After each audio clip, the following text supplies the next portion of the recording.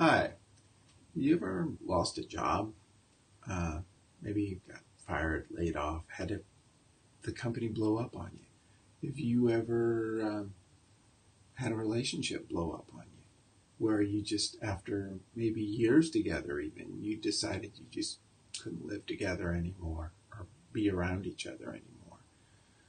Or have you ever had a family member, a close family member, pass away and you just weren't quite sure what to do next? You just felt really lost.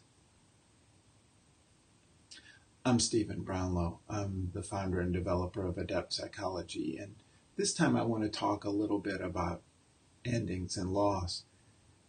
It's an important thing. It's something that we deal with all the time as humans, and especially in the three areas that I just mentioned. Although there are others, we could have, a car we really like that got wrecked, or some other possession, a house we used to live in when we were younger that now has been torn down and demolished. We moved out of it years ago, but we just miss it being there. But significantly, I mean, we spend a lot of time with family, with our relationships, and with work, and so we lose these things a lot. And fortunately, we have a process for dealing with that. In English, we call that grief. But people really misunderstand grief. And so I'd like to talk kind of briefly about what the process is about, because I think there's three things we need to understand about grief. So first is that it is a process. And really, the process is to help us reorganize. We detach from what's not there anymore so that we can get organized around something that is there. We can get our life organized really again. So if we've had this job for a while, and every Monday at whatever time we wake up to go into the office, and now all of a sudden we don't have that job, Monday rolls around and all of a sudden we have to reorganize. There's a hole there and we need to fill it with something. It could be watching cartoons on TV.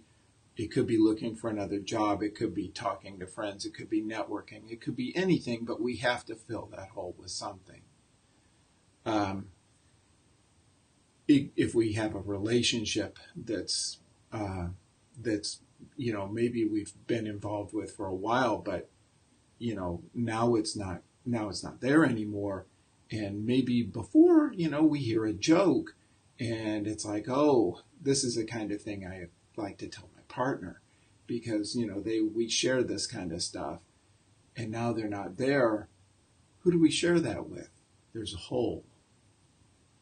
And this all came up to me recently. I mean, I've one friend who their office is reorganizing and a bunch of people have left, and they were a little bit concerned about whether they'd be asked to leave. They didn't think they would, but there was some concern about that, and what would they do if they did leave.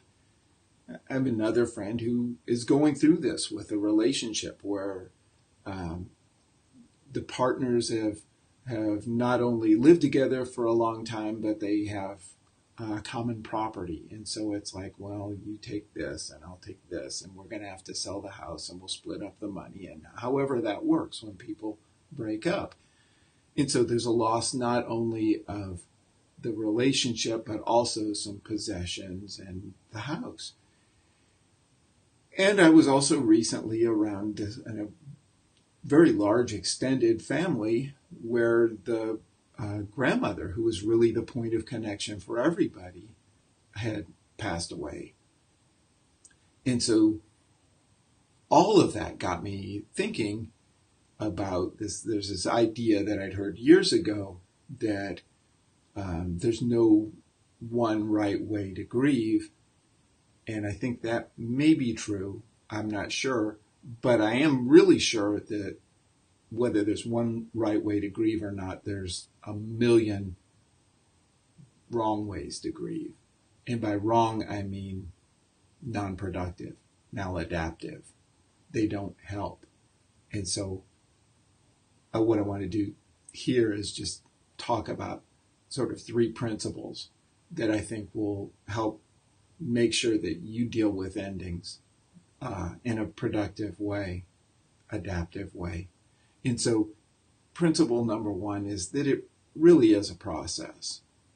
And it's about finding each of those areas in life in that we organized around that. So it's not just that I got up on Monday to go to the office. It's that when I met people outside of work and they asked me, what do you do for a living? And I tell them, oh, I work at XYZ company.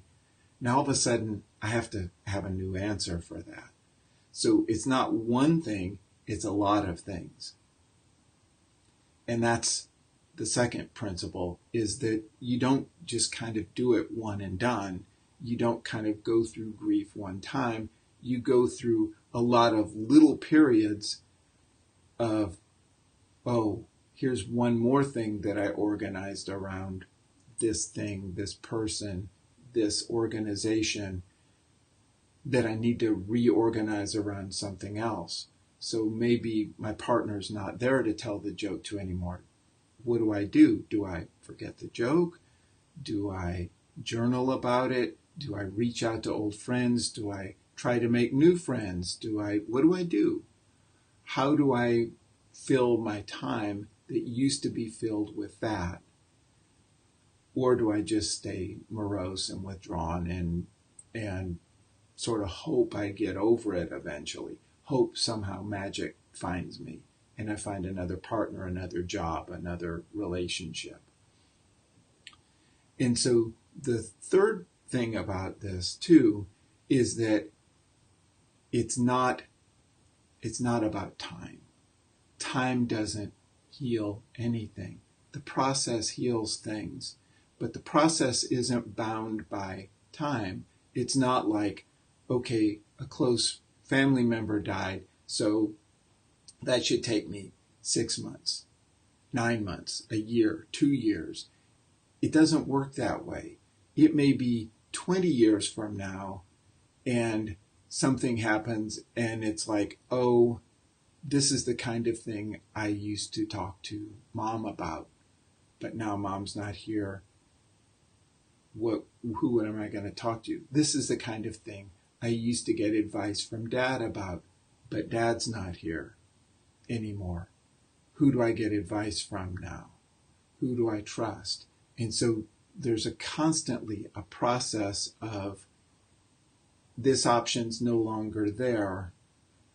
Who do I go to next? What do I do next? How do I organize my life in the present, in what does exist, to help me make adaptive decisions and move forward productively now, given what's left in my life? So that's kind of how grief works. So now I've got a question for you.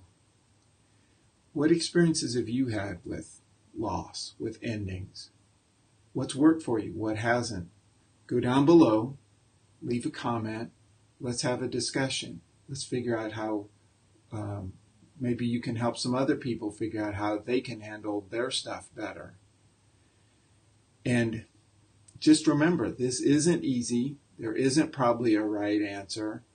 There are a million things that we all wish we could do better. I've lost lots of relatives. I've been fired. I've lost jobs. I've lost relationships. I've been through all of these things. It's maybe gets easier with practice, but it's not ever easy or simple. And so remember not to judge yourself. Just leave a comment and let's figure out what could happen better next time. And until I see you next time, just remember the power's in you.